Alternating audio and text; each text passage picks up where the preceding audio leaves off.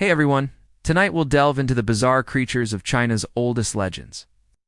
The untamed, primordial beings who shaped a world far older and more mysterious than you could possibly imagine. Imagine yourself standing on the brink of this ancient reality, on the precipice of a sacred mountain range in the heart of a forgotten land. The air is thin, crisp, and carries with it the scent of pine and something else, something electric, something out of this world. You stand on a peak where the mist swirls, not like a cloud but like a living, breathing entity, coiling around jagged stone spires and whispering secrets that have been guarded for millennia.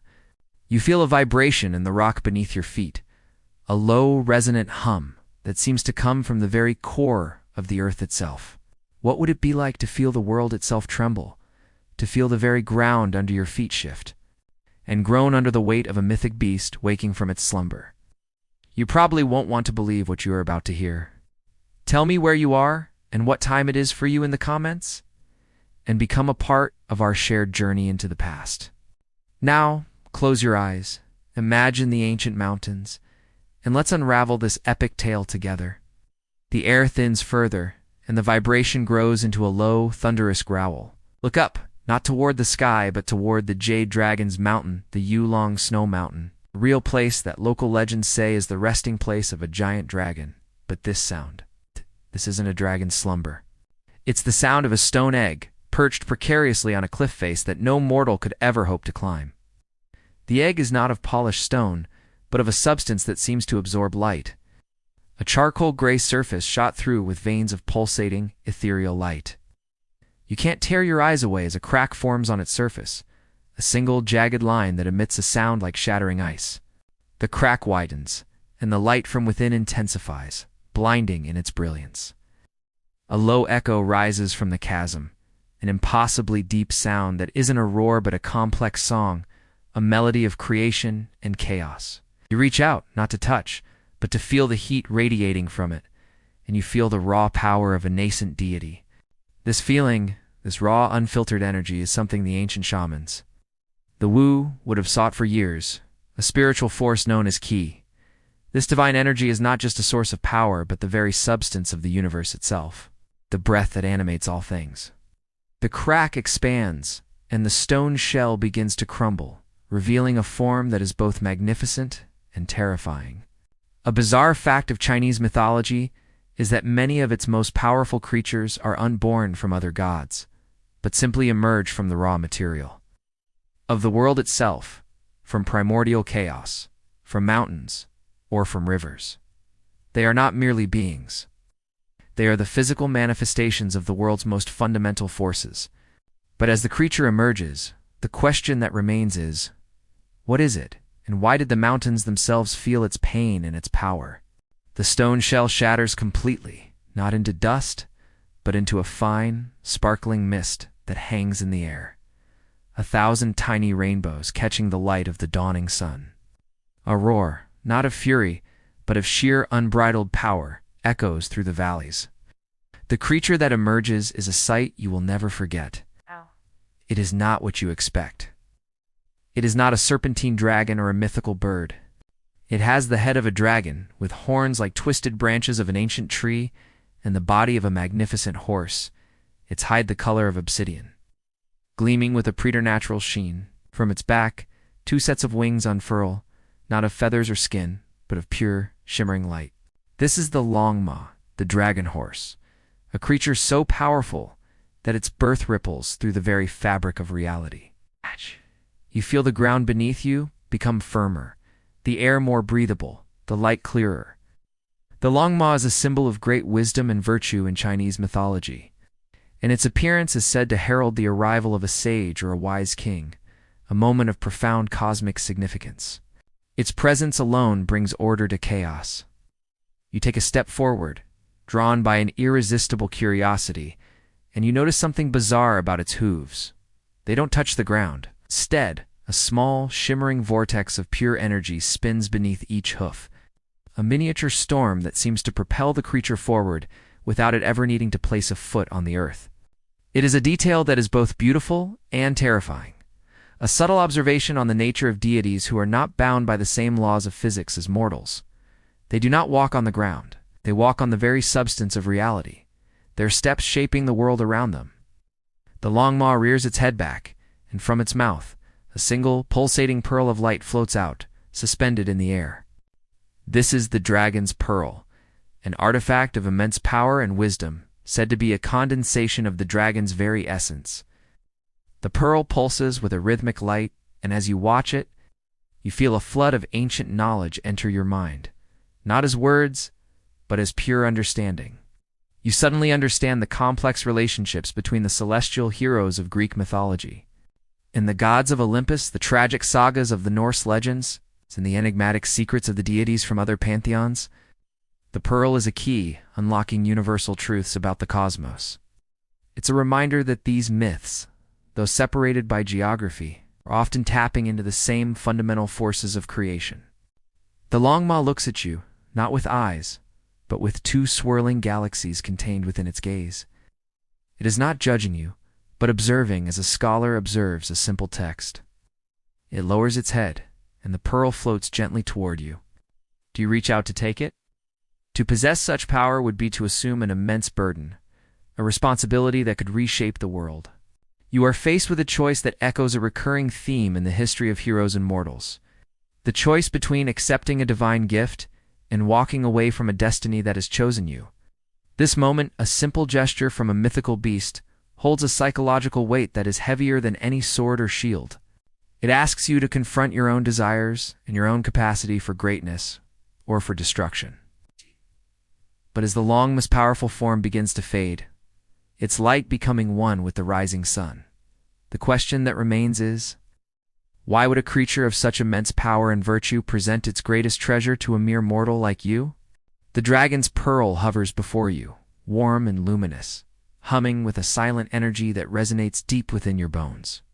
The Longma, its purpose seemingly fulfilled, dissolves into the morning mist, leaving behind only the lingering scent of ozone and ancient earth. You stand alone on the mountaintop, the vast valleys stretching out below, and the pearl drifts closer, a silent invitation. You reach out, your fingers tingling as they approach the orb.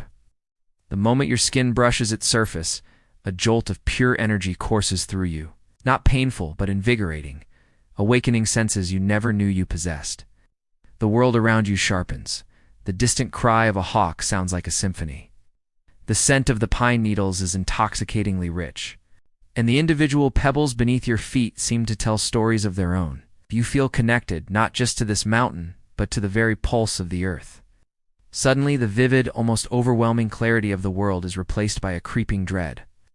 The air grows heavy, thick with a cloying metallic scent, like stagnant water mixed with something acrid.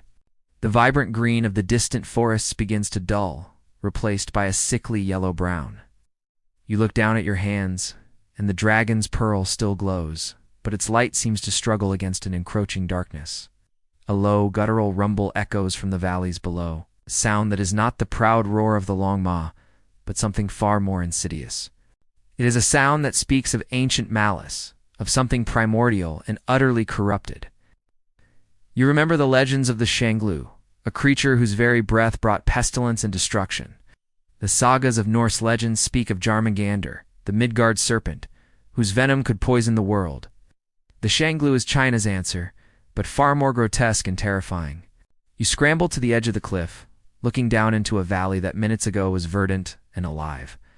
Now, a vast black river, unnaturally wide and still, flows through it, its surface shimmering with an iridescent sheen. This is no ordinary water, this is venom. From the depths of this poisoned river, a colossal head rises, then another, and another, until 9 monstrous serpent heads, larger than a house, rear back, their scales slick with a putrid slime. Their eyes glow with a malevolent, sickly green light, and from each of their mouths, a dark, viscous liquid drips, sizzling as it hits the already poisoned ground. This is the Xiangliu, the 9-headed serpent of the Great Flood, a beast whose mere existence brings disaster. Ancient texts describe how the Xiangliu's poison was so potent that wherever it slithered, the earth became uninhabitable, and water undrinkable.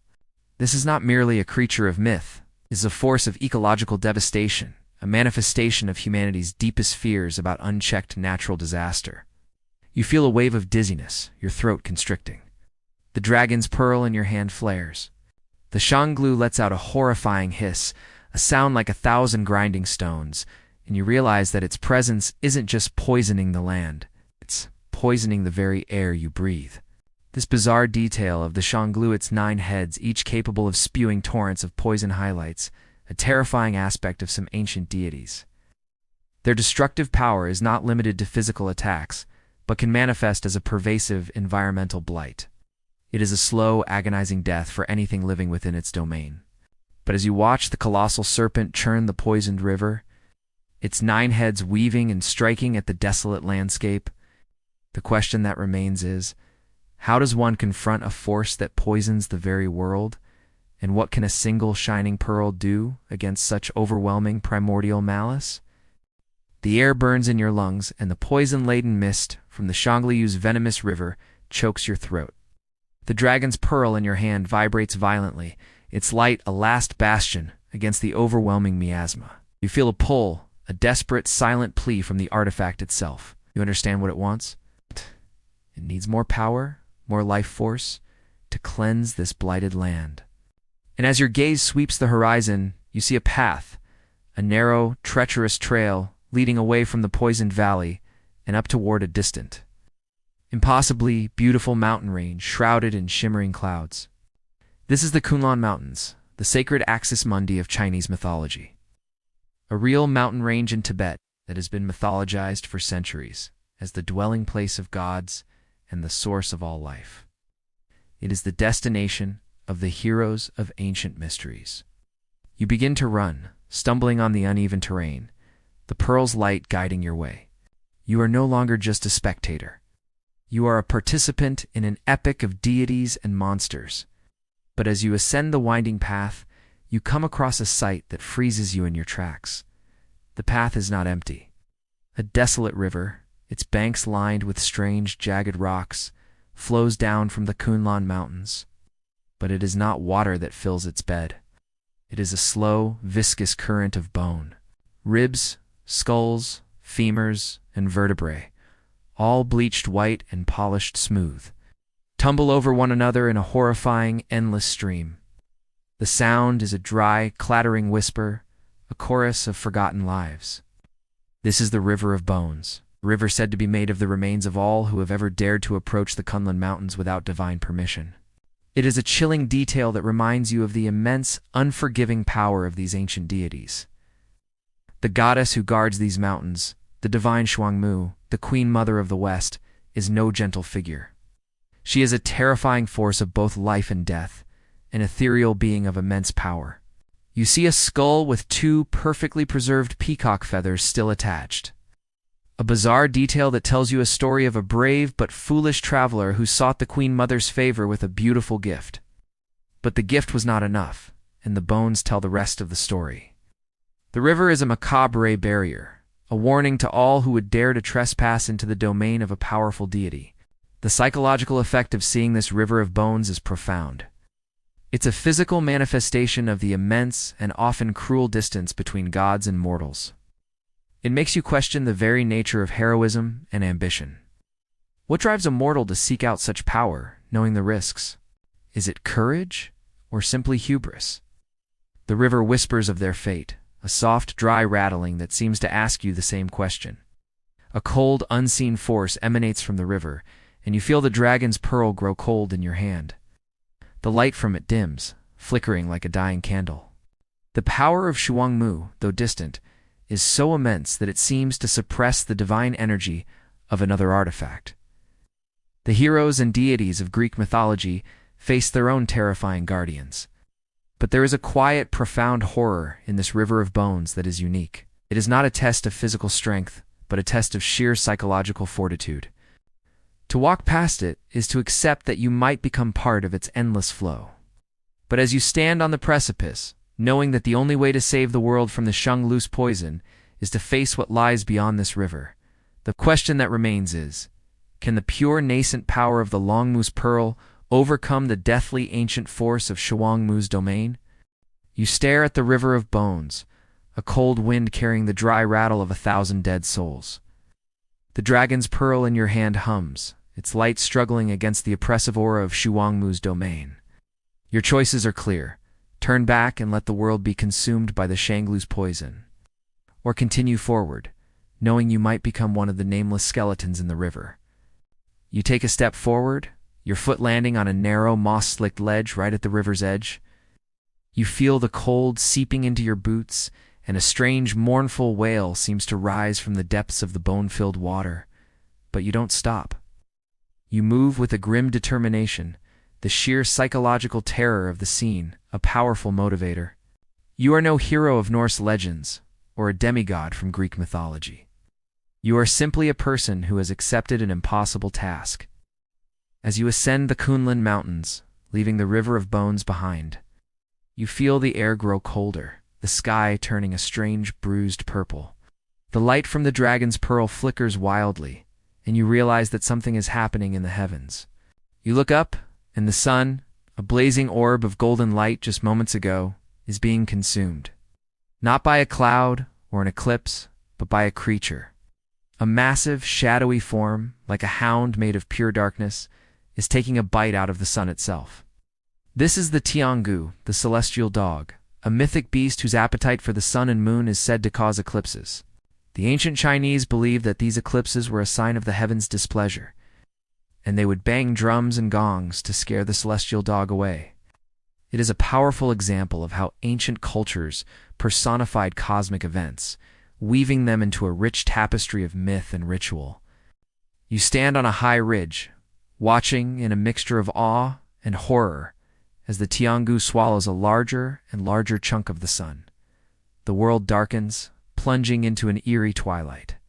The shadows stretch and writhe, and you feel a profound sense of cosmic unease, feeling that the very order of the universe is being disrupted. The temperature plummets, and the wind begins to howl like a tormented soul. A bizarre detail about the Xiangliu is that it is often depicted not as a malicious beast, but as a simple, hungry dog acting on a primal urge. Its actions are not born of evil, but of an immense cosmic hunger. This gives the phenomenon a tragic, almost pitiable quality. It is simply being what it is, a terrifyingly powerful force of nature that cannot control its own desires. It's a subtle observation on the nature of these primordial forces. They are not driven by morality, but by instinct. They are beyond good and evil, simply existing in their own terrifying grand way. As the last sliver of the sun vanishes, swallowed by the colossal, shadowy form of the Xiangliu, you are plunged into complete darkness. The silence that follows is more unsettling than any sound, a vacuum where the universe has held its breath. The dragon's pearl is your only source of light, and its soft glow reveals a chilling detail.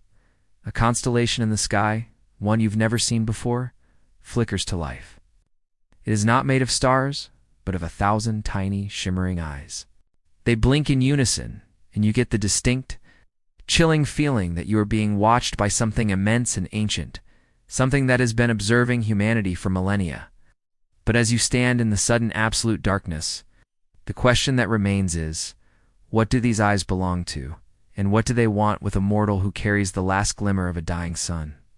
The darkness is absolute, a velvet blanket woven from the cosmic void. The 1,000 tiny, watchful eyes in the new constellation pulse with a cold and human light. The air is still, no longer carrying the mournful howls of the wind. You are alone with your own heartbeat, the only sound in a world where the sun has been consumed. The dragon's pearl in your hand seems to shrink, its light a frail and fragile thing against the immensity of the emptiness. A faint scent, like burnt sugar and sandalwood, wafts on a phantom breeze. Look down, and a single feather drifts down from the heavens, spiraling gently. It is not of an earthly bird. The feather is the color of a sunrise, with hues of crimson, gold, and vibrant orange shimmering at its core. It is impossibly light and radiates a warmth that pushes back against the encroaching cold. This is a feather from the mythical Fenghuang, the Chinese phoenix, a creature of immense power and grace.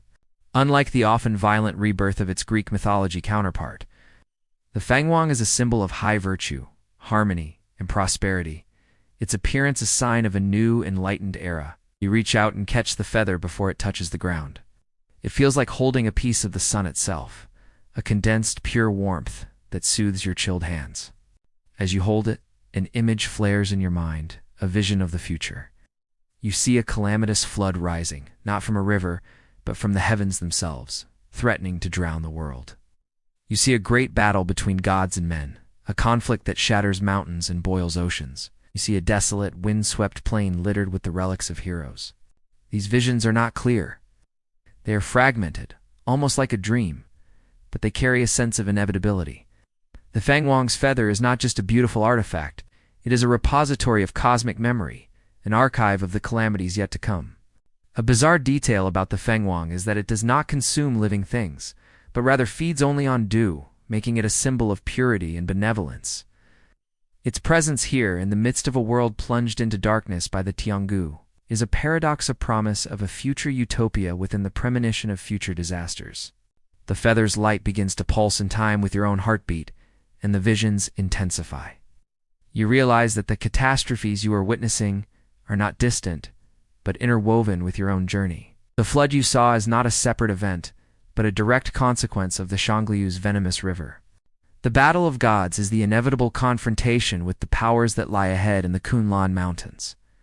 The desolate plain is the possible end of this entire epic journey. The psychological weight of this foresight is immense.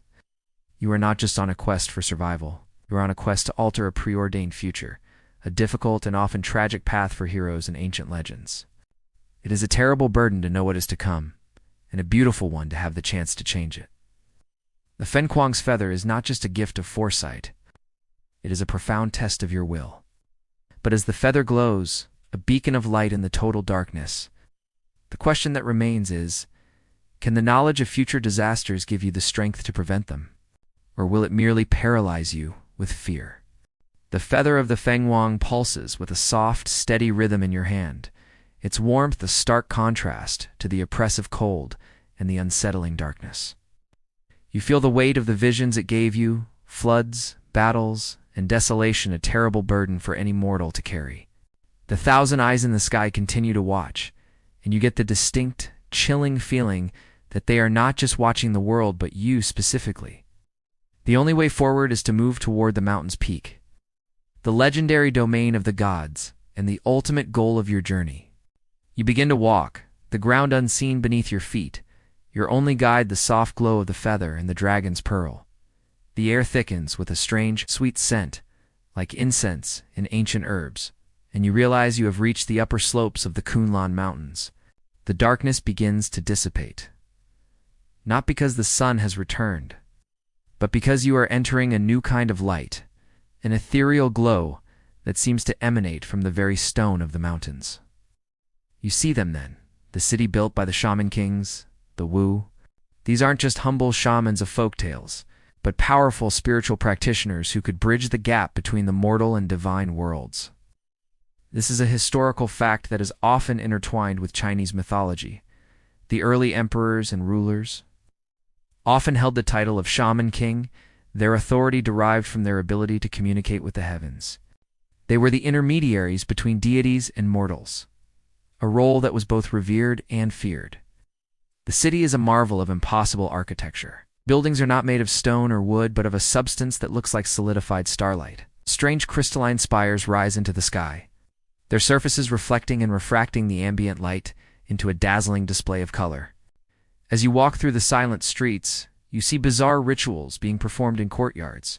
Figures cloaked in simple robes dance in complex patterns, their movements not just physical, but spiritual, shaping the very air around them. They are not merely performing, they're controlling the spirits of the wild, the chaotic, untamed forces that roam the world. One shaman stands before a swirling vortex of wind, holding a small, intricately carved fan. And with a flick of their wrist, the storm dissipates. Another kneels before a pool of what looks like liquid light, and with a simple chant, the light solidifies into a luminous, jade-like stone. These are not simple magic tricks. They are a profound manipulation of the world's natural forces. A bizarre detail you observe is that each of the shaman's robes is not made of cloth, but of a living, shimmering substance that changes color with every step. When one of the shamans moves, their robe ripples with all the colors of the rainbow. a subtle observation that their connection to the natural world is so profound it has become part of their very being. You realize that you have stumbled upon a city where the boundary between mortal and deity is so thin it is almost non-existent. The heroes and deities of other pantheons often had a clear divide, but here the shamans are a testament to the idea that a mortal can, through rigorous spiritual practice, attain a godlike power.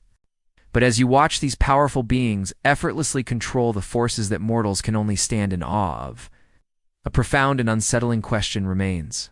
Are they truly controlling these forces? Or are they merely puppets, unknowingly performing a cosmic dance for the thousand eyes that watch from the heavens? The shamans of the Wu city continue their silent, rhythmic rituals, their forms shifting with the light reflected from their iridescent robes. They pay you no mind, their focus entirely on the delicate, intricate dance of controlling the wild spirits. Your footsteps are silent on the crystalline streets. The dragon's pearl and the fenghuang feather glow with a soft, respectful light. You are a ghost in a city of living gods, an observer of ancient mysteries and profound truths. But as you pass through a great arching gateway made of petrified lightning, a different sound reaches you, a low, metallic clatter, like the scraping of iron on stone. The sweet herbal scent of the city is replaced by a dusty, earthy smell, and the ethereal light gives way to a dim, subterranean gloom. You find yourself in a vast cavern, a place that feels like the inside of the earth itself. The air is heavy with the scent of wet stone and mineral deposits. In the center of the cavern, a colossal creature lumbers back and forth, its massive body covered in shaggy black fur. This is the Mo, a bizarre and terrifying behemoth known for its insatiable appetite for iron and bamboo. Its face is a flat, almost comical snout, but its eyes are pinpricks of malevolent red light, and its teeth are not bone, but razor-sharp shards of iron. This is no simple beast. It is a primal force of chaos, a creature that is the antithesis of the orderly, luminous city you just left. Its movements are not graceful, but are instead a series of lurching, jarring steps that shake the ground with a sickening, grinding sound. You notice a peculiar detail about the Mo. Its paws are not claws, but something resembling crude, misshapen shovels, and as it walks, it leaves behind a trail of finely powdered earth.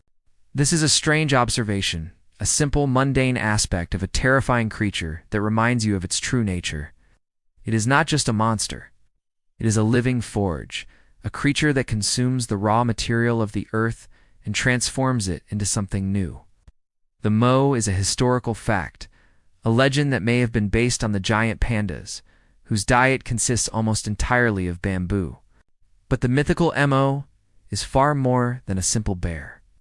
It is a guardian of a path, a protector of a way into the underworld, or Du, a realm of judgment and rebirth. It is a reminder that in many mythologies, the path to the sacred is often guarded by the most bizarre and terrifying of creatures. The heroes of Norse legends had their giants and dragons to contend with, and the Mo is the Chinese equivalent, a beast of immense brute power that blocks the way. You watch as the Mo lumbers past a narrow, winding crevice in the cavern wall, its massive body just barely fitting through. A low, haunting hum emanates from the crevice, a sound that speaks of vast, silent spaces and of a profound emptiness. This is the path to the underworld, the Mo's domain. The beast, with its strange iron-eating teeth and powerful, earth-shattering paws, is a final, terrifying barrier.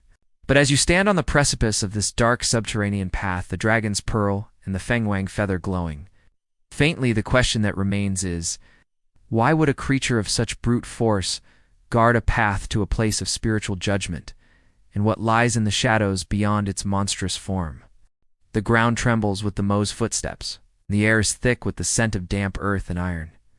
You stand before the crevice, a narrow, dark opening that promises to lead you deeper into the earth and perhaps into the very heart of Du, the underworld. The Mo, its back to you, continues to clatter and scrape in the cavern, its red eyes mere pinpricks of light in the gloom. You take a breath and step into the crevice, the walls pressing in on you, the darkness absolute.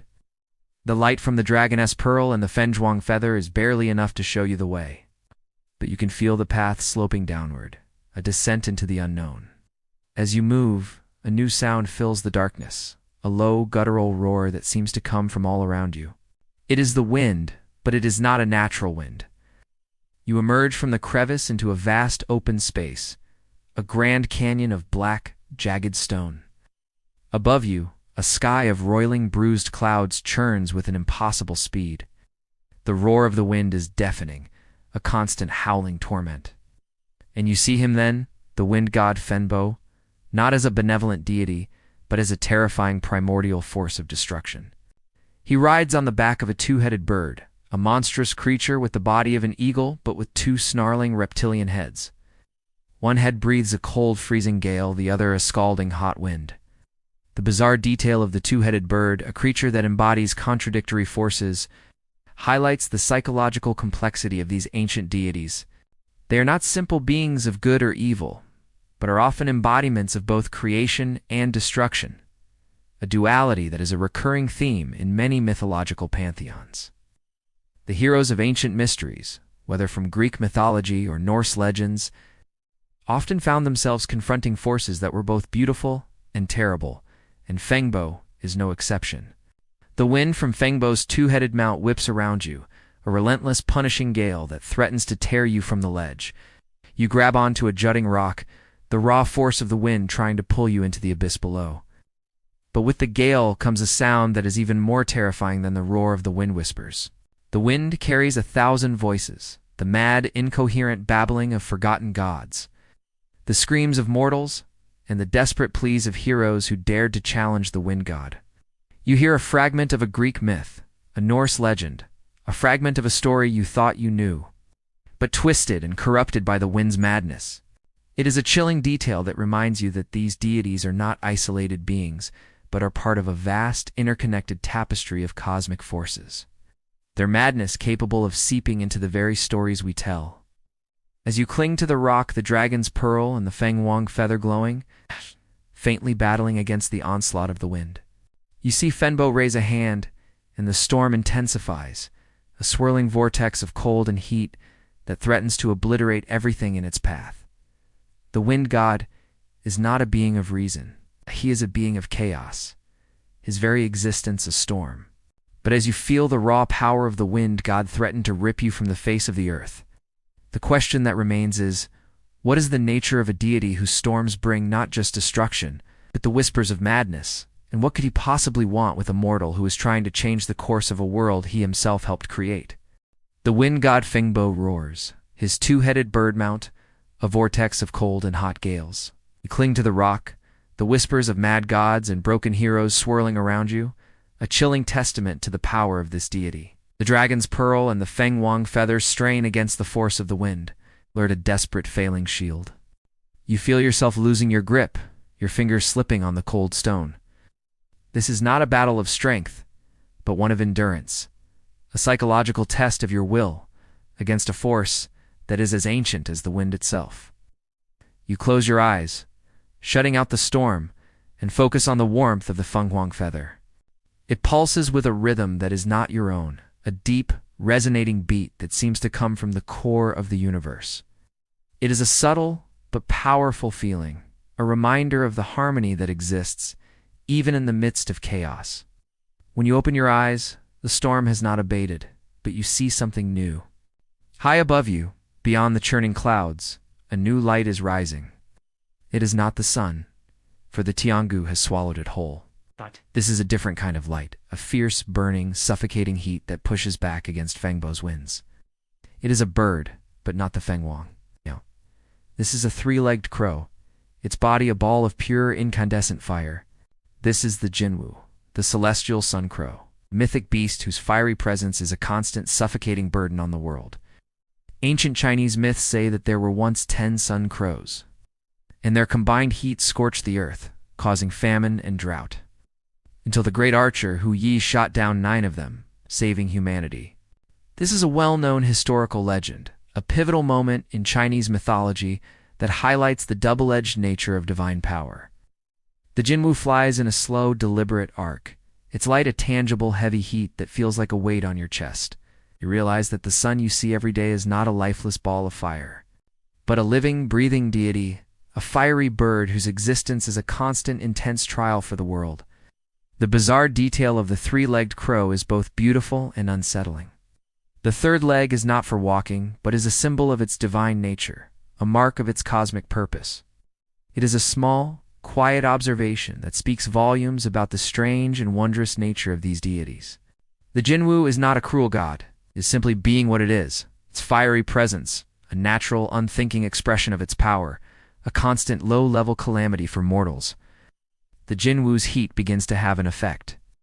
The two-headed bird of Fengbo cries out, its wings beating in a frantic, desperate effort to escape the sun crow's searing light. The winds lessen, becoming a mere breeze, and you feel the pressure on your body recede. The Jinwu is a force of order, a powerful, stabilizing presence that pushes back against the chaos of Fenbo's storms. It is a reminder that even within the pantheon of gods and monsters, there is a complex and often violent balance of power. But as you watch the sun crow continue its slow, unblinking flight, its gaze fixed on the earth below, the question that remains is, what does the celestial sun crow see with its fiery, unblinking eyes, and what secrets does it hold about the world below? The Jinwu, the three-legged sun crow, continues its silent, fiery flight, a sentinel in the now calm sky. Fenbo, the wind god, and his two-headed mount have retreated, their madness quelled by the sun crow's immense heat. You are no longer clinging to the rock, but standing on a wide, flat ledge. The heat from the Jinwu, a constant, almost suffocating presence. You feel as though you are standing on a griddle, the air shimmering with the heat. You can feel the dragon's pearl and the fengwang feather fighting back, their respective coolness and warmth, creating a small, habitable bubble around you. You are a walking paradox, a mortal bearing the forces of creation, preservation, and chaos. But as the world settles into a strange, luminous stillness, a new presence makes itself known, not with sound or light, but with a profound, pervasive silence. A creature steps out from behind a crag, a being that seems to be made of shadows and moonlight. It has the body of a lion, the head of a goat, and a single immense horn made of pure, translucent jade. Its eyes are not like the Jinwu's fiery gaze, but are a pair of deep, knowing pools that seem to look not at your body, but into your very soul. This is the Bai Ze, a mythical chimera with the power to know all spirits and monsters in the world. Its name is synonymous with profound knowledge and wisdom. A bizarre and fascinating detail about the Bai Ze is that it is said to have gifted the legendary Yellow Emperor with a book containing all the secrets of the world's supernatural beings, a sort of encyclopedia of monsters and their weaknesses. This is a fact that has been a part of ancient Chinese mythology and folklore for millennia, a testament to the enduring power of knowledge and the creatures who hold it. The Bai Ze does not speak with words, but with thoughts, a voice that echoes in the quiet canyons of your mind. You carry a great burden, mortal, it says, its voice a calm and methodical whisper, a burden of a future you do not understand, and a past you have forgotten. The chimera looks at you, and you feel as though your entire life is being laid bare, your most treasured memories, your unsaid hopes. But then its gaze shifts, and you are shown a different kind of memory. It is a memory that is not your own, a deep, unsettling truth about your own existence. You see yourself not as a mortal, but as a flicker of light, as a fragment of something ancient and powerful, separated from its source eons ago. You are not just a person on a journey, or a lost piece of a forgotten deity. A hero, or a powerful being who has been reborn as a mortal, their past lives shrouded in amnesia. The psychological weight of this revelation is immense. You suddenly feel a profound sense of loneliness, an ache for a home you never knew you had. It makes you question everything you thought you knew about yourself. The heroes of Norse legends often had a clear purpose from birth, a destiny they were meant to fulfill. But your journey is far more complex. It is a quest for self-discovery, a search for a past that you didn't even know was missing. The Bai Ze is not a threat. It is a mirror, reflecting a truth that you were not ready to see. But as you stand before the all-knowing chimera, grappling with the revelation that you are not who you thought you were, the question that remains is, what kind of deity were you? And what is the true purpose of a journey that is not just about saving the world, but about reclaiming your own forgotten essence.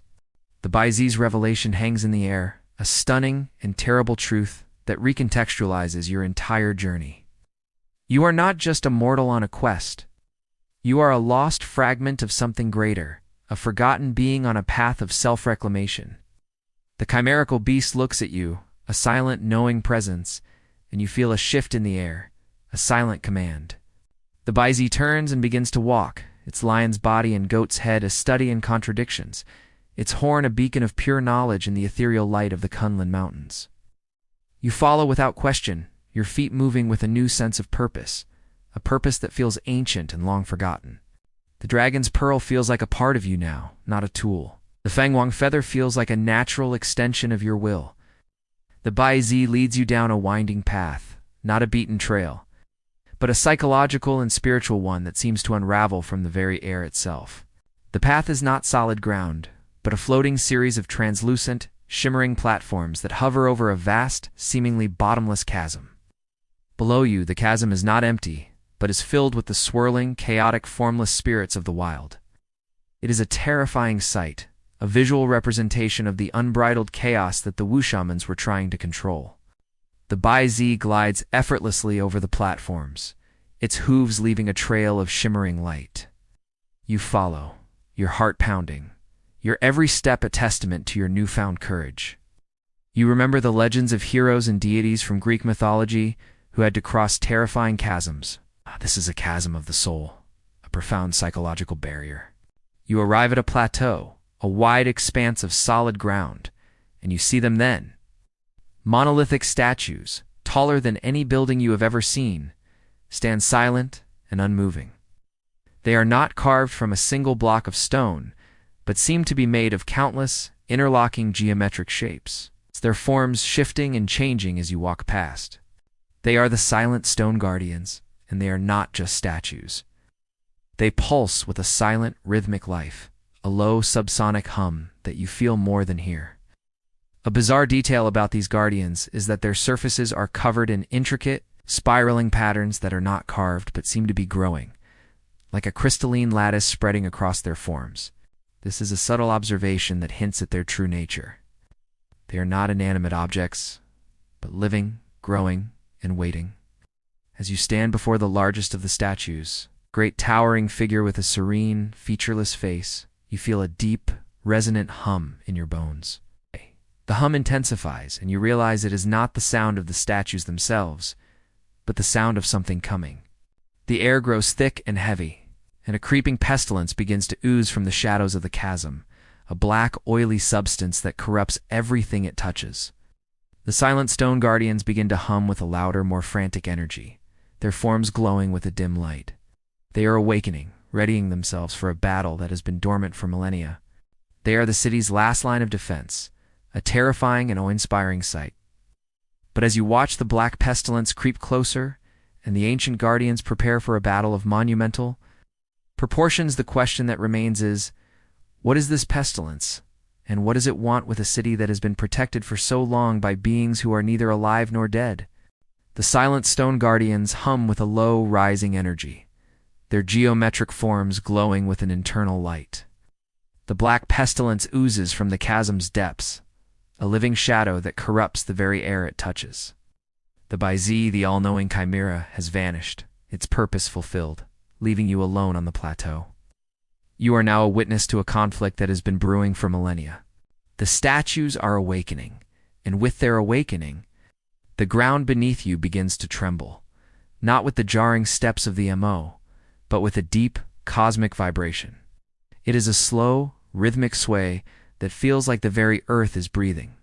You look out over the vast expanse of the Kunlun Mountains and see a sight that defies all logic and reason. A colossal form is rising from the ground, its shell a vast, jagged expanse of mountain peaks, and its head a magnificent, serene rock formation. This is the Great Ao, a cosmic turtle said to balance the very pillars of the universe on its back. This creature is a central figure in ancient Chinese legends, a powerful symbol of stability and longevity. A bizarre detail about the Ao is that it is often depicted not with 4 legs, but with a fifth, a central pillar that is said to be the axis around which the universe rotates. This is a subtle and profound observation. It's an aspect of the deity that makes it more than just a large animal, but a fundamental part of the cosmos itself. The heroes of ancient myths from all cultures have their world-sustaining entities. From the giants of Norse legends who hold up the heavens to the titans of Greek mythology, but the Ao is unique in its quiet, unassuming power. It does not rage or fight. It simply exists, its very presence, a stabilizing force. As the Ao rises, the black pestilence seems to lose its cohesion. The oily substance breaks into smaller, manageable fragments, and the stone guardians, now fully awake and glowing with an intense white light, begin to move, their forms shifting with a terrifying grace. They are not fighting the pestilence, but are absorbing it, their crystalline bodies drinking in the corrupted energy and transmuting it into something else, something pure and white. The Ao's rising is a direct counter to the pestilence, a profound statement of cosmic order. The Ao is a symbol of the world's resilience, a reminder that even the most terrifying and destructive forces can be countered by something of immense and quiet power. You remember that even the most powerful deities in other pantheons had to contend with forces of chaos. But the Ao is a reminder that sometimes the greatest power is not found in strength or violence, but in unwavering stability. The ground stops trembling, and the Ao settles back into its place, its colossal form now a part of the Kunlun Mountains themselves. The pestilence is gone, absorbed by the stone guardians, who now stand silent once more, their glow fading back into the deep shadows. The psychological effect of this is profound. You have just witnessed a cosmic battle fought not with swords and thunderbolts, but with the very forces of order and chaos. The Ao's rising was not an act of war, but an act of being.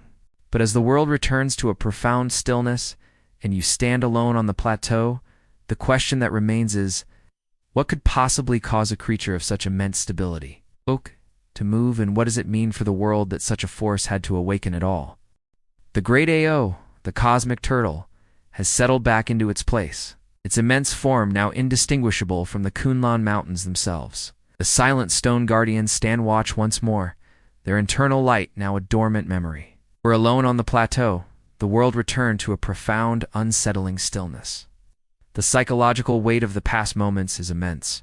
You've witnessed the birth of a deity, the plague of a monstrous serpent, the hunger of a celestial dog, and the rebalancing of a universe by a cosmic turtle.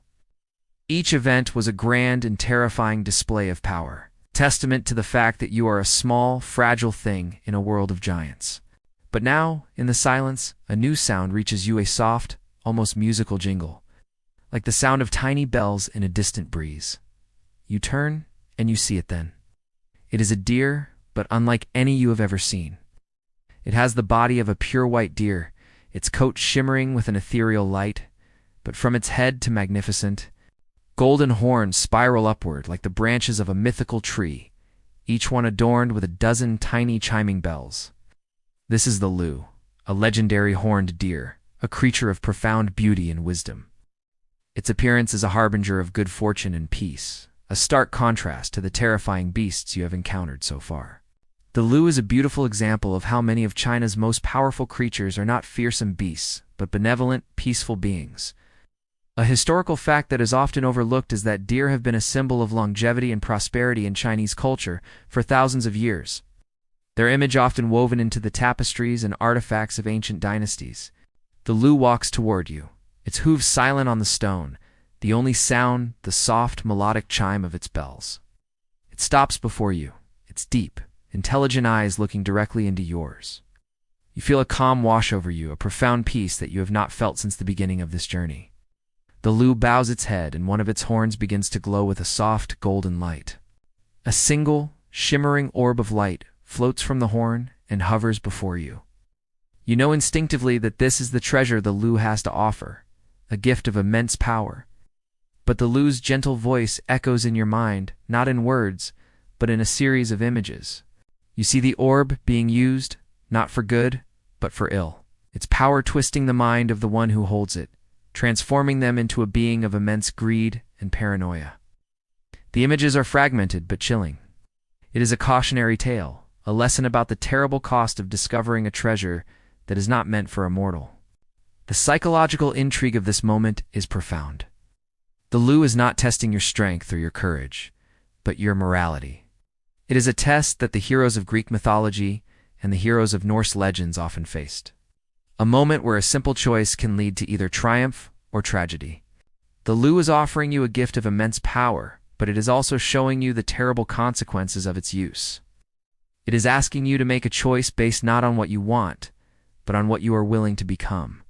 But as the horned deer looks at you, and the golden orb of light floats between you, the question that remains is, what is the true nature of a gift that can bring both immense power and utter corruption?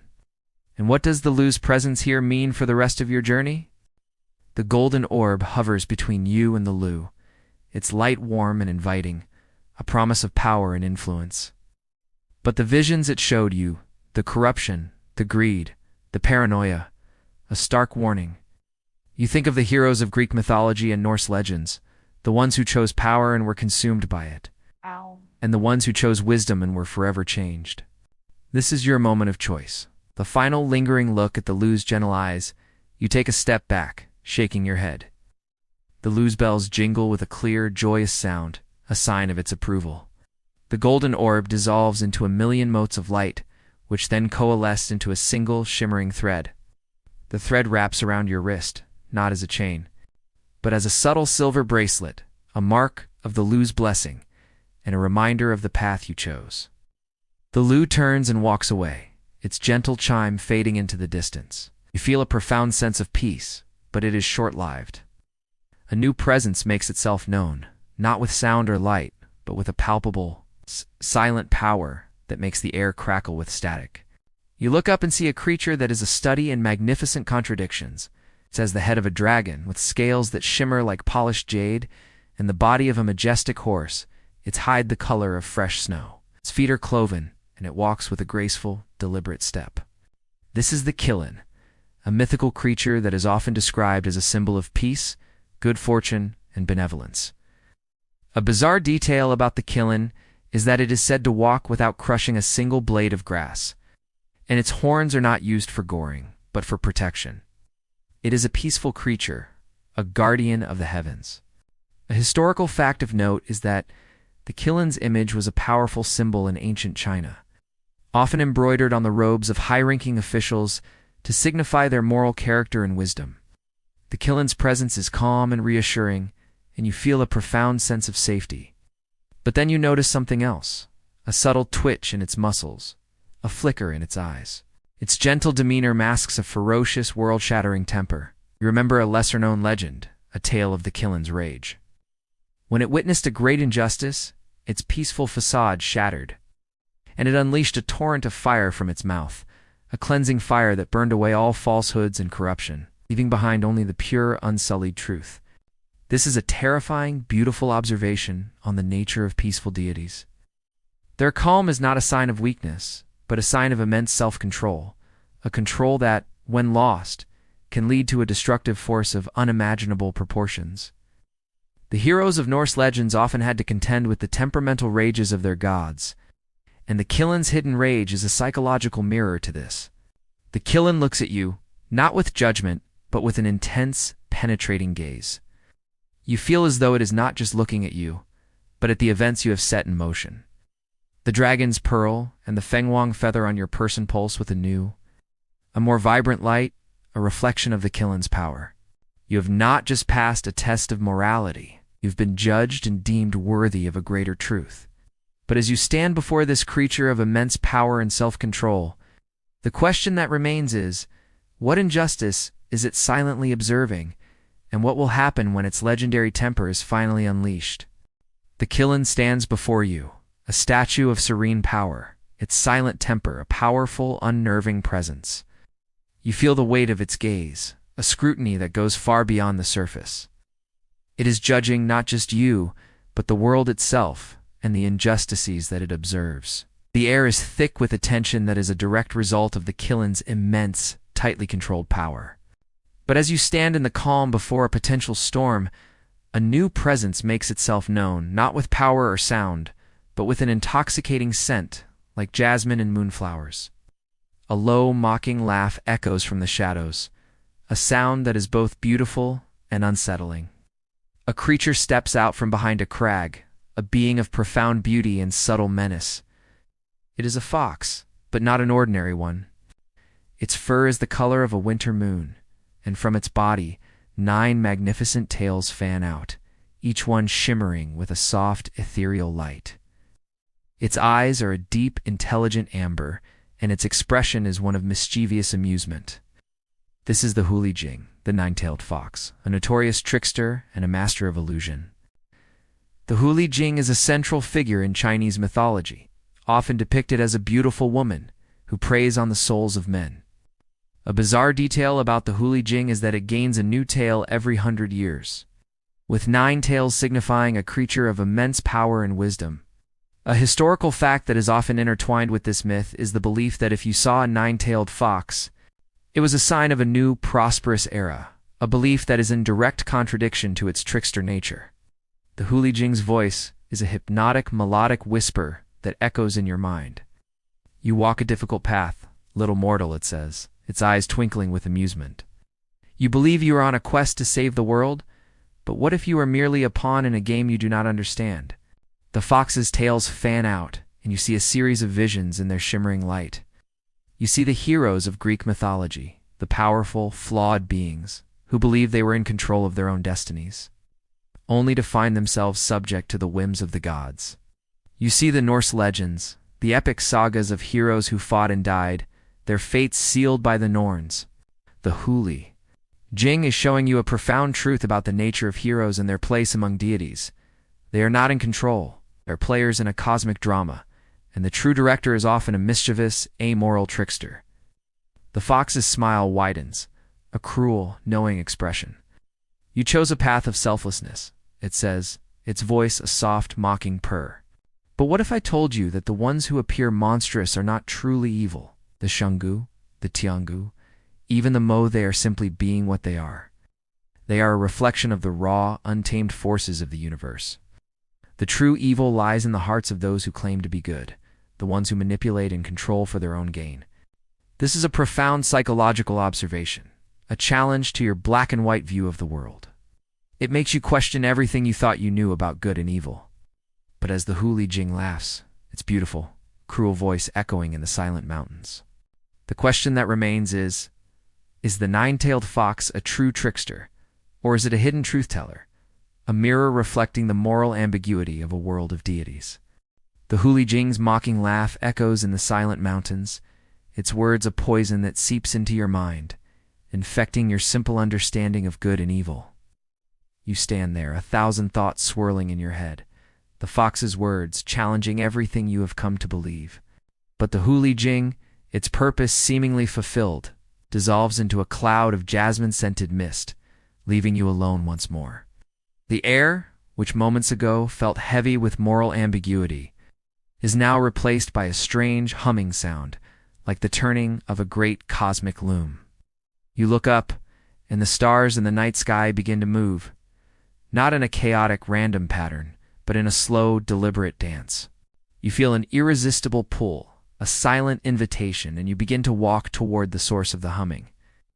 You ascend a final, impossibly high peak, and you find a cave, its entrance not of rock, but of woven light. Step inside, and the humming intensifies. You are in a vast, silent cavern, its walls made of a strange, black material that seems to absorb all light. But in the center of the cavern, a figure sits before a loom made of 1,000 shimmering threads. This is the celestial weaver goddess Jinwu, a powerful deity from a famous Chinese legend. The legend of Jinwu and the cowherd is a beautiful and tragic tale of 2 lovers separated by the Milky Way, only able to see each other once a year. It is a story that is a cultural cornerstone, a poignant historical fact that speaks to the enduring power of love and loss. The weaver goddess is a figure of immense power, but she is not a warrior or a ruler. She is a creator, a deity whose power lies in her quiet, methodical work. Her face is serene, her eyes closed in deep concentration, and her hands move with a graceful, unhurried speed, weaving threads of starlight, moonlight, and the shimmering motes of 1,000 forgotten dreams. A bizarre detail about Jinwu is that the threads she uses are not just strands of light, but are the fates of all gods and mortals, interwoven into a single complex tapestry. The thread of your own life is there, a shimmering, pulsating line that she holds in her delicate pale fingers. See the thread of the Xiangliu, a dark, viscous thread of poison. See the thread of the Longma, a bright, luminous line of creation. See the tragic, interwoven lives of heroes from Greek mythology and Norse legends. Their epic sagas a mere part of her grand tapestry. The psychological weight of this realization is immense. Your journey, your choices, your very existence are not your own. They are part of a grand tapestry, a preordained story that has been woven by a deity who is a master of fate. The Huli Jing was right. You're a pawn in a game, and the game is being played out on a cosmic loom. But as you watch Jinwu continue her silent, unending work, the very fabric of your life in her hands, the question that remains is, if our lives are just threads in a tapestry, can a single thread change the entire design, or are we forever bound by the fate that has been woven for us? Jinwu, the weaver goddess, continues her silent, unending work, her hands moving with a grace and speed that is almost too fast for your eyes to follow. The threads of fate your own included hum with a silent energy, a cosmic song that is both beautiful and terrifying. We're a mere witness, an insignificant speck in a cavern of infinite possibility. The psychological weight of this realization is immense. But as you watch the tapestry of the universe unfold before you, you feel a subtle shift, a different kind of vibration that has nothing to do with fate. It is the sound of water, a deep, resonating hum that seems to come from the very core of the earth. You turn away from the loom and walk out of the cave, leaving the silent weaver goddess to her work. The Kunlun Mountains, which were once a beacon of pure light, now feel heavy with a different kind of power. You descend the mountain slopes drawn by the sound of the water, a sound that grows louder and louder with every step. You arrive at a deep, winding canyon, its walls made of a strange, petrified mud. At the bottom of the canyon, a river flows. But this is no ordinary river. This is the Yellow River, a historical fact, and the cradle of ancient Chinese civilization. But in this mythological world, it is something else entirely. The river is not just water. It is a living entity, a vast, powerful being whose currents and eddies contain the memories of 1,000,000 ancient battles. You look down at the river, and you see a reflection not of yourself, but of 1,000 faces, the faces of forgotten heroes. The silent screams of fallen soldiers, the tear-streaked faces of grieving widows. The river's currents are not just moving water. They're a visual and auditory archive of 1,000,000 ancient memories. You can hear the distant clang of a hero's sword, the triumphant roar of a dragon, triumphant cries of victorious armies, all swirling and blending together in a constant churning current. A bizarre detail you observe is that the water is not clear but a milky yellow-brown, the color of silt. This is the river's true form, a living, breathing entity whose body is made of the very earth it helped create. The heroes and deities of Greek mythology had their river Styx. A river Styx, a river that separated the living from the dead. But the Yellow River is a river that contains both the living and the dead, a constant churning cycle of memory and rebirth. The psychological intrigue of this moment is profound. The river is a living, breathing testament to the impermanence of mortal life and the permanence of history. It reminds you that even if your own fate is woven into a tapestry, your life, your choices, your battles will forever be a part of a larger, living history. But as you stand on the precipice of this living river, its currents churning with the echoes of 1,000 ancient battles, the question that remains is, what could possibly be powerful enough to contain the memories of 1,000,000 ancient battles, and what secrets does this living river hold about your own forgotten past? The living Yellow River churns and hums, its currents a swirling maelstrom of ancient memories and lost histories. The sound is a low, ceaseless roar that speaks of a profound and terrible sadness. It is the sound of 1,000,000 lives lived and lost, a chorus of forgotten hopes and dreams. You are a ghost on the precipice of a living monument to time. But as you watch the river's sorrowful current, a colossal form rises from the churning yellow waters. It is a serpent, but one of impossible scale, its coils so vast they resemble mountain ranges. Its body is slick with mud and vegetation, and its head is not that of a beast, but of a man with a human face. A face contorted in a mask of immense grief and rage. This is the flood-controlling deity Gonggong, a monstrous serpent with a human face, whose destructive rage is born from a deep sadness. Gonggong is a central figure in a well-known historical legend, a pivotal moment in Chinese mythology. He is the one who, in a fit of rage after losing a battle for the throne, head-butted the cosmic mountain that held up the sky, causing a massive flood that nearly destroyed the world. The psychological depth of this myth is profound. It is not a tale of a beast's mindless rage, but a tale of a deity's profound human-like sorrow. His destruction is a manifestation of his grief, a terrible, world-shattering tantrum born from a broken heart. A bizarre detail about Gonggong is that he is said to have the power to cause floods by simply exhaling. His breath a torrent of water that can drown entire civilizations. His power is not a tool of war, but a function of his emotional state, a terrifying reminder that in the world of deities, the personal can often have cosmic consequences. The heroes of Norse legends had to deal with the wrath of their gods, but Gonggong's rage is a far more complex and tragic force born from a place of immense pain. Gonggong looks at you, his eyes filled with a profound and terrible sadness. He does not speak, but you feel his grief as a physical weight on your chest, a suffocating burden. You understand him then, not as a monster, but as a tragic hero who lost everything and whose sorrow was so immense it warped the very fabric of the world. He is not fighting you, he is simply existing, his sorrow a constant, agonizing presence. His rage is not directed at you, but at the world that took his throne and left him with nothing but an endless, churning sorrow.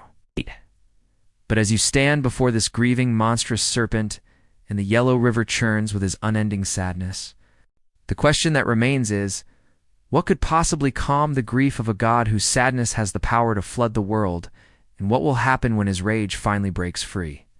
The colossal serpent Gonggong and his face of unbearable grief recede back into the churning waters of the yellow river. The ground still feels heavy. With his profound sadness, a weight that no mortal could bear for long. You turn away from the river, your own heart aching with the weight of the deity's sorrow, and you begin to walk, not with a sense of purpose, but with a sense of profound resignation. You are a small, insignificant thing in a world of giants, and your journey feels more and more like a foolish errand. The heroes of Norse legends and Greek mythology had a clear purpose, but yours is muddled by a constant barrage of new truths and impossible burdens. You are no longer in the Kunlun Mountains, but in a vast, desolate plain, the ground of fine, powdery dust. The air is still, no longer carrying the scent of pine or the sound of the wind. A new sound reaches you, a low, resonant rumble that is not from the earth, but from a presence far larger. You look to the horizon, and you see something that defies all scale and all logic. A mountain is being created not by geological forces, but by a living, breathing deity. This is the god of mountains, Xiangliu, a colossal being made of living stone and deep earth. His form is not that of a man, but of a majestic, towering mountain range, its peaks and valleys, his shoulders and back. He is a fundamental, unchanging force, a being who creates and shapes the world not with an axe or a hammer, but with his very existence. The psychological intrigue of this moment is immense. You are not just witnessing a god, you are witnessing a profound act of creation, a moment where the inanimate becomes animate, where the raw material of the world is given a purpose and a form. A bizarre detail you observe is that as the mountain is created, tiny, delicate flowers and trees begin to grow on its surface, as though the mountain itself is breathing life into the world. This is a subtle and beautiful observation on the nature of these ancient mysteries. They are not just destructive forces, they are also profound creators, beings who give as much as they take. A historical fact of note is that in ancient China, mountains were considered sacred, the homes of deities, and a place where mortals could connect with the heavens. Xiangliu is the personification of this belief, a living, breathing testament to the power and sacredness of the earth itself. Xiangliu's eyes, two deep, silent lakes, look down at you. You feel a profound sense of peace and security in his gaze, a feeling that you are a small part of a grand cosmic design. He is a being of immense unhurried power, and his presence is a calming balm to your weary soul. He is not a god of war or of rage, but a god of slow, deliberate, and powerful creation. But as you stand before this being of living stone and deep earth, and the mountain continues to rise, the question that remains is, what is the purpose of a god who creates mountains in a world where other gods are so intent on destroying them? The colossal mountain god Shanshan continues his slow, deliberate act of creation. The new peak rises toward the heavens, its living stone and deep earth, a testament to a quiet, profound power that stands in stark contrast to the rage of Gonggong. You feel a sense of security in his presence, a profound calm in the face of a terrifying, ever-changing world. But as the mountain solidifies, a new presence makes itself known. Not with the sound of creation, but with a horrifying, silent stillness. It is the absence of everything, a vacuum of sound and light that makes your skin crawl. You turn, and you see it then. It is a beast, but one that defies all description. It has no discernible body, no head, no limbs. It is a swirling vortex of nothing, a gaping maw of pure, insatiable hunger that seems to absorb all light and all sound. Its single eye is not an orb, but a starless, unblinking void, a black hole of utter emptiness. This is the Tao Tai, a creature whose insatiable hunger represents not greed, but the ultimate emptiness of a universe without creation. The Tao Tai is a powerful, unnerving figure in ancient Chinese mythology. Its image, a stylized, monstrous mask, is a recurring motif on ancient bronze vessels, a historical fact that speaks to its enduring and terrifying power. It is not just a monster. It is a symbol of a philosophical concept, the idea that a universe without creation, a universe of pure consumption, is a universe of ultimate emptiness. The Tao Tai does not roar or attack, it simply exists, its unblinking eye of the void fixed on the new mountain. You feel the ground begin to shake, not with the powerful, deliberate act of creation, but with the subtle, horrifying pull of the void. Shanshan's new mountain, which just moments ago was a symbol of life, now begins to crumble, its stones and soil being pulled into the Tao Tai's insatiable maw. This is the psychological horror of the Tao Tai. It does not destroy with violence. It consumes with a silent, methodical hunger. Its very presence, a profound violation of the natural order. It is the yin to Shanshan's yang, the ultimate force of uncreation. A bizarre detail about the Tao Tai is that it is often depicted with a human face on its back. A disturbing observation that suggests that the monster's hunger is not just for the world, but for humanity itself. The Tao Tai's unblinking eye of the void fixes on you, and you feel a sickening pull, a magnetic force that threatens to tear you apart and absorb you into its nothingness. You feel your own thoughts and memories being pulled from your mind, a terrifying psychological assault that leaves you feeling empty and hollow. This is a far more terrifying force than any of the beasts you have faced. The heroes of Greek mythology and Norse legends faced monsters who fought with claws and teeth. But the Tao Tai is a monster that fights with the very absence of existence. But as you stand on the brink of being consumed by the ultimate void and the new mountain continues to crumble, the question that remains is, what is the true nature of a creature whose hunger is not for power or glory, but for a profound, all-consuming emptiness? The Tao Tai's unblinking eye of the void stares at you, its silent, insatiable hunger a psychological weight that threatens to crush you. The new mountain, Shanshan's creation, crumbles under the pull of the void, its living stones and earth a tragic feast for the devourer. You feel the dragon's pearl and the Fenghuang feather struggle against the pull. Their light, a last bastion against the encroaching nothingness. The power of creation and the power of preservation are locked in a silent cosmic battle against the ultimate void. But as the ground beneath you begins to crack and crumble, you feel a new vibration, a different kind of presence. It is the sound of heavy, rhythmic footsteps, a sound of profound, unyielding determination. You turn and see a colossal figure striding across the desolate plain. This is the legendary giant Koifu, his body a mountainous, muscled form, his feet shaking the very earth with every step. He is a figure of profound tragedy and unyielding ambition.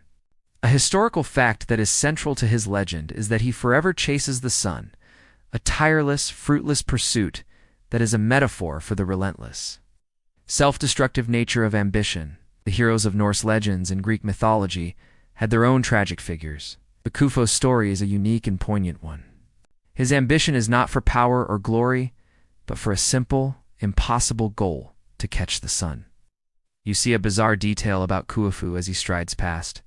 His massive form, a blur of speed and power. His hands are not empty. He holds a massive staff, but the staff is not made of wood or metal. It is a gnarled, twisted tree, its leaves of vibrant green.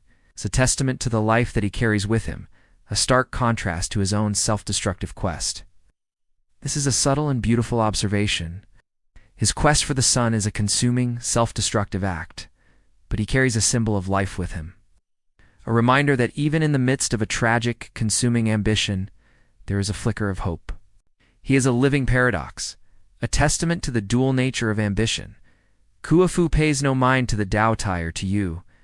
His eyes, two fiery orbs of pure determination, are fixed on the sun, or what's left of it, after the Tengu's feast. His thirst is a palpable presence, a burning, desiccating heat that makes your own throat feel dry. He is not just chasing the sun, he is trying to drink from it, to quench a thirst that has been burning for millennia. This is the psychological heart of his legend, thirst that can never be quenched, a quest that can never be fulfilled.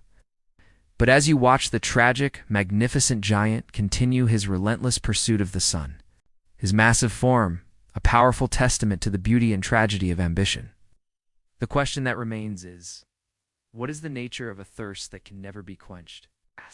And what secrets does a giant who forever chases the sun hold about the true nature of power? The tragic giant Kuofu continues his relentless pursuit of the sun. His massive form, a blur of speed and power, his thirst a palpable, burning presence. We're left alone on the desolate plain, the Tao Tai's silent hunger a constant, unnerving threat. Kuofu's single-minded purpose is a chilling lesson in the consuming nature of ambition. You feel small and insignificant, a mere spectator in a world of giants, but you are not alone. A new presence makes itself known, not with sound or light, but with a profound, pervasive stillness. The air grows cold, and a low, mournful sigh echoes from the ground itself. You turn, and you see them then. Two colossal gates, made of a strange, obsidian material that seems to absorb all light, stand on the horizon. This is the Gate of Souls, the entrance to the underworld, the realm of dew. The gates are not just a physical barrier, they are a psychological one, a symbol of the final, irreversible journey that all mortals must take. They are a profound and sobering reminder of your own mortality, a detail that the heroes of Greek mythology and Norse legends had to face time and time again. The gates are guarded by a single figure, a being of immense, unyielding power. He is not a monster or a king, but something in between. He has the body of a man, clad in black, ancient armor. But his face is a strange, distorted mask of sadness and resignation. His eyes, two deep pools of sorrow, look not at the world, but into the endless void of the underworld. This is Yama, the king who judges all who enter the underworld. He is a figure of immense power, but he is a melancholic figure, a god whose eternal duty is to judge the souls of the dead. A bizarre detail about Yama is that he is said to be a just and fair judge, his sadness born not from his own sorrow, but from the immense sorrow he witnesses on a daily basis, the countless tragedies and regrets of a million dead souls. His power is not a tool of punishment, but a tool of justice, a reflection of the profound and often sad nature of karma. Yama stands before the gates, his hands resting on a colossal, ancient sword. He does not speak, but you feel his presence as a physical weight on your chest, a burden of infinite sorrow. He is a living monument to all the lives that have been lived and lost, a somber figure who guards the final frontier of existence. His power is not in his sword, but in his profound sense of justice, a justice that is both terrifying and comforting. The heroes of ancient myths had to face their own reckonings, but Yama's judgment is a unique and terrifying one, not of good and evil, but of the profound, tragic complexity of a life lived. But as you stand before the King of Souls and the final ominous gates, the question that remains is, What is the nature of a god whose eternal duty is to judge 1,000,000 dead souls? And what does he see when he looks at a mortal like you? Yama, the melancholic king of souls, stands before the gate of souls, a silent, somber figure of immense power. He does not judge you, but observes you with an ancient, sorrowful gaze that seems to look into the very depths of your being. You feel a profound sense of peace and a deep sense of fear in his presence, a conflicting mix of emotions that is a testament to his complex nature. But as you stand before the final frontier of existence, a new, far more powerful presence makes itself known. A being that dwarfs all the gods and monsters you've encountered so far.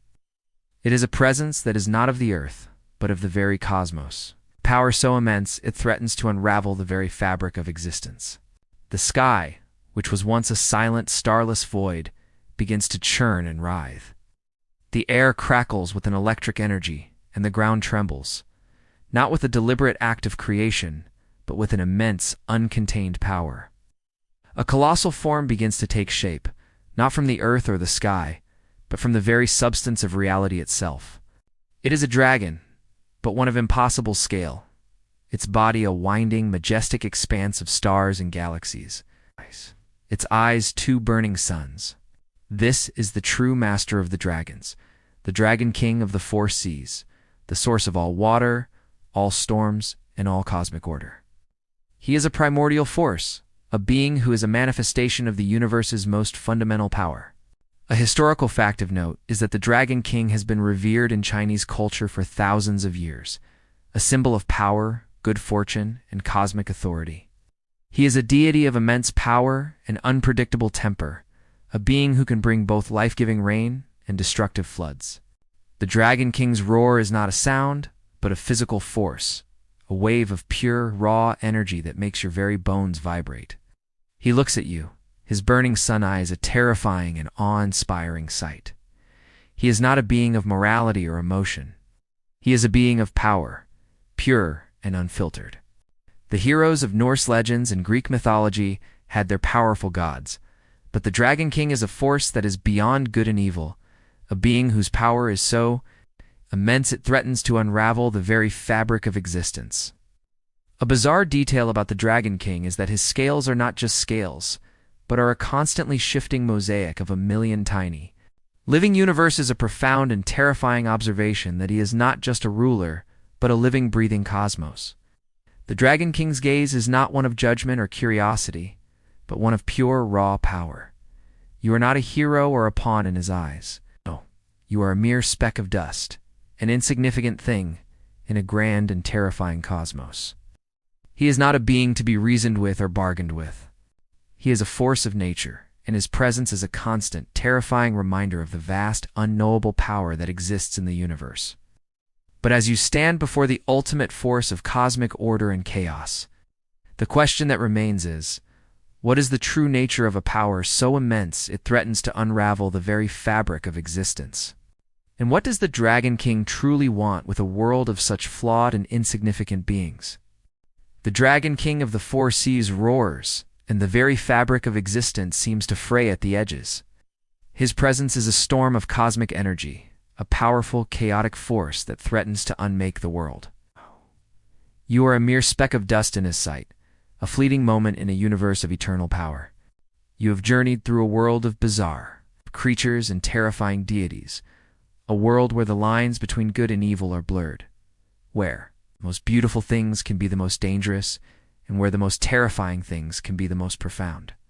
You have witnessed the birth of a dragon horse, the plague of a 9-headed serpent, the hunger of a celestial dog, the sorrow of a flood god, and the ultimate power of a cosmic dragon.